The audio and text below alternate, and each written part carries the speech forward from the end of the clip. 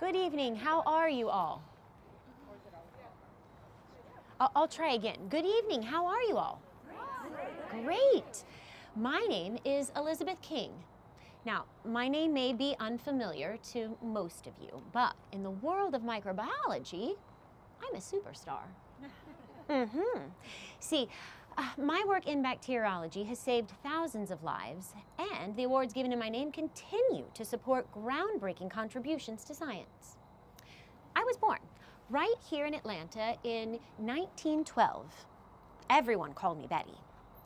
I went to high school at Washington Seminary, which later merged with the Westminster Schools, and maybe some of you have heard of that. Yes.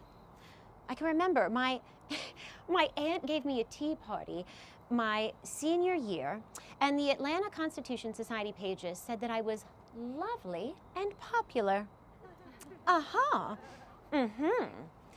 Well, they thought that that was a very high compliment for a girl of the time.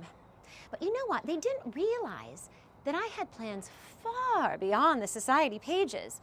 And for me, college was the catalyst. So I went to the University of Georgia, where I majored in zoology. I loved creatures, both great and small. And then I went on to pursue a Master of Science in Medical Technology at Emory. I did my dissertation in 1938 on the infamous tropical disease, malaria.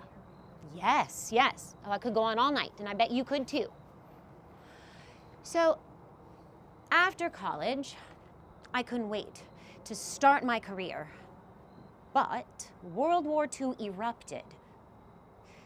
In my heart of hearts, I knew that I was born to break barriers like the taboos on women in science and the military. So, in 1943, I decided to join the Women's Army Corps, also known as the WAC. I think you met my friend Frances Hopkins earlier, correct? Yes, she was a WAVE and I was a WAC. Yes, very silly at the time, yes. But we were very proud to serve our country. Now, after the war, I can't tell you how excited I was to get back into the lab and start building my career. And then when I was hired at what is now known the CDC, the Center for Disease Control and Prevention, I didn't quite tell them my burning ambition to be at the forefront of scientific discoveries in bacteriology. So, for a woman of my time, I put on my pumps, I crossed my legs modestly, and I let my stellar academics speak for themselves. Then, I went about changing the world. Did any of you know that actually, back then it was called the Communicable Disease Center? Anyone? No. Did you also know, maybe not, that over half of the people buried here at Oakland died of an infectious disease that could have been curable or preventable today? Yes. Well, infants and children were hardest hit with these illnesses. And so my work focused on this very vulnerable population. At the CDC, I became world-renowned, a world-renowned expert, really, in microbes. Fascinating, and sometimes deadly little creatures invisible to the naked eye. I can't tell you how happy I was to look through a microscope. And that's where it all began. In the General Bacteriology Laboratory, I started making my most famous discoveries. And I'm proud to say that I have 2 bacteria named after me. Oh, is that funny? Well, let me tell you what, that was very rare for a woman of the time, because I'm only one of 2 women to have multiple bacteria genre named for them. Yes. Now, my first bacterium that I discovered was a deadly little bacterium, caused sort of a meningitis in newborns. There are still 250 to 500 cases a year today. Now, I gave it some long scientific name, because that's what I loved. But in 2005, about 40 years after my death, they decided to give it another name. Can anyone guess what they decided to call it? Elizabeth Kingia. Has a nice ring to it, right? Yes, I thought so.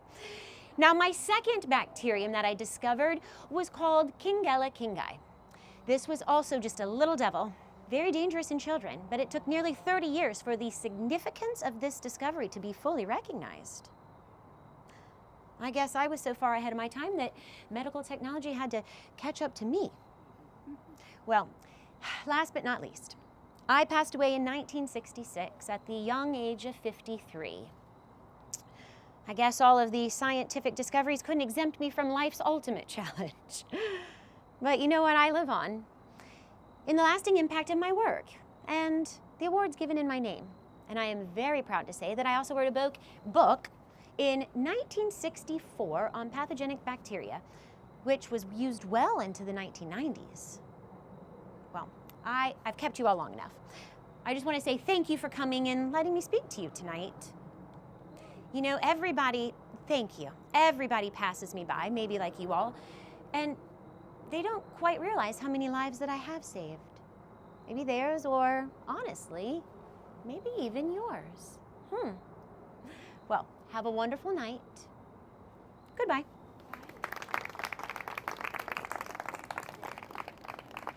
Thank you, Dr. King. Thank you. Thank you.